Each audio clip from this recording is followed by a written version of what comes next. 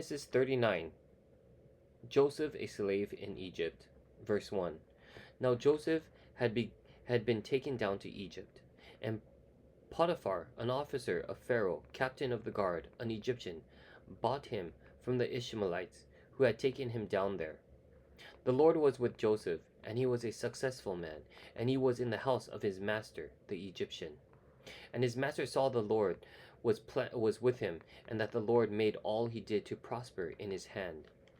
So Joseph found favor in his sight and served him.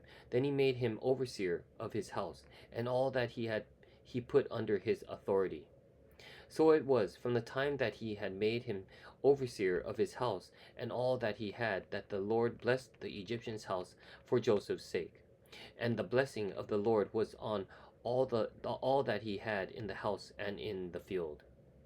Thus he left all that he had in Joseph's hand, and he did not know what he had except for the bead which he ate, the bread which he ate. Now Joseph was handsome in form and appearance. And it came to pass after these things that his master's wife cast longing eyes on Joseph, and she said, Lie with me. And he refused, and said to his master's wife, Look, my master does not know what is with me in the house, and he has committed all that he has to my hand. There is no one greater in this house than I, nor has he kept back anything from me but you, because you are his wife. Now then, can I do this great wickedness and sin against God? So it was, as she spoke to Joseph day by day, that he did not heed her, to lie with her, or to be with her. But it happened about this time, when Joseph went into the house to do his work, and none of the men of the house was inside. Thank you for the likes. Really appreciate the likes. We are in the book of Genesis, reading scripture and commentary as well. Continuing with scripture, verse 12. Then she caught him by his garment, saying, Lie with me. But he left his garment in her hand and fled and ran outside. And so it was, when she saw that he had left his garment in her hand and fled outside, that she called to the men of her house and spoke to them, saying, See, he has brought into us a Hebrew to mock us. He came into me to lie with me, and I cried out with a loud voice. And it happened, when he heard that I lifted my voice and cried out, that he left his garment with me, and fled and went outside. So she kept his garment with her until his master came home. Then she spoke to him with words like these, saying, The Hebrew servant whom you brought to us came into me to mock me. So it happened, as I lifted my voice and cried out, that he left his garment with me and fled outside. So it was, when his master heard the words which his wife spoke to him, saying, Your servant did to me after this manner, that his anger was aroused.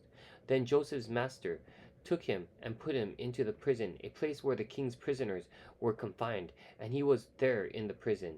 But the Lord was with Joseph, and showed him mercy, and he gave him favor in the sight of the keeper of the prison. And the keeper of the prison committed Joseph's hand all the prisoners who were in the prison. Whatever they did there, it was his doing.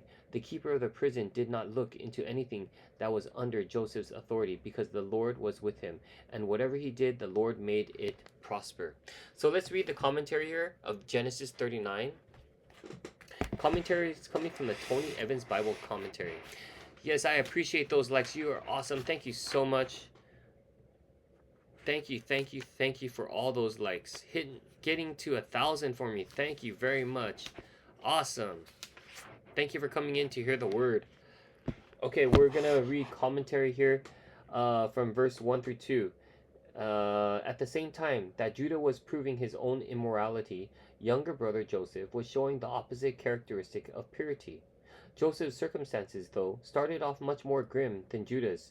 He had been taken to Egypt as a slave, but because the Lord was with Joseph, he became a successful man in the house of Potiphar, an officer of Pharaoh and the captain of the guards. He may have been a slave, but God was with him. Joseph's life proves the lesson taught by the sponge. When you fill a sponge with water and then add pressure, water comes out. Joseph was so full of God's presence that when life squeezed him, evidence of his dedication to God oozed out, and he became a successful man. Verse 3, the secret of Joseph's success was his walk with God. Notice that Potiphar didn't just see Joseph's good work ethic, he saw that the Lord was with him. That suggests Joseph didn't mind telling Potiphar about the Lord, because how else would Potiphar have known about him? Joseph became useful to God because of his faith. God's presence is never idle. Verse 4 through 5. Because Joseph knew that God was with him, he became the best employee in Potiphar's house. Potiphar placed all that he owned under his authority, and the Lord's blessing was on all that he owned, in his house and in his fields. Joseph thus shows us how we should all conduct ourselves when working with and for non-Christians. We should be the most punctual, most productive, most trustworthy, most honest employees in our companies. Knowing God is with us should make us stand out dramatically. Verse 6 through 7. Joseph grew so central to Potiphar's enterprise that Potiphar essentially gave him the keys to his estate. Things were beginning to look up for Joseph, but then Potiphar's wife started to meddle. Seeing that Joseph was well built and handsome, she wanted to seduce him. Her advances were weren't subtle either. Sleep with me, she said, cutting straight to the point. Joseph responded to Potiphar's wife's solicitation wisely. His reaction is a sort of template for how we should resist temptation, sexual or otherwise. First, he saw that the consequences of sin would be damaging. Potiphar had placed all of his possessions under Joseph's authority. To sleep with his master's wife would ruin that trust and surely lead to harsh consequences. More importantly, he recognized that what makes sin sinful is that it is an immense evil committed against God. People who love God don't need to be told to avoid sin. They instinctively hate sin because they don't want to pierce the heart of the one who chose them and set his affection on them. Beautiful. Verse 10 through 20, we read, Unfortunately, Potiphar's wife was relentless. She spoke to Joseph day after day, even though he kept rejecting her advances. This one day, when no one was around, she grabbed him by his garment and gave her trademark line, Sleep with me. Joseph bolted, which was the right move, but in doing so, he left his garment with her. So Potiphar's wife flipped the script and spun a story about Joseph trying to rape her. This created a no-win situation for Joseph. No one else witnessed the event. His garment in her possession served as evidence. He was a foreigner, and most importantly, she was the boss's wife. The resulting fallout was as predictable as it was unjust. Potiphar heard the story his wife told him, grew furious, and had Joseph thrown into prison. Wow, that's awesome. Thank you for all those likes. Those hearts are awesome. Thank you so much. Okay, we're going to continue with the commentary here for verse 21 through 33. Joseph's situation seemed even worse when he showed up in Egypt. Back then, he was a slave, but at least he had a job. Now, he was in prison. Nevertheless, in the midst of a horrid situation, the Lord was with Joseph. God wasn't surprised by anything that happened to him, and before long, Joseph had gained such a good reputation that the warden put all the prisoners under Joseph's authority, making the prisoner the warden.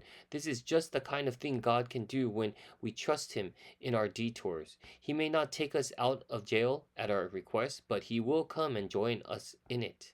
And living with God's presence is the middle of jail. In the middle of jail offers a truer freedom than living without God anywhere else ever could.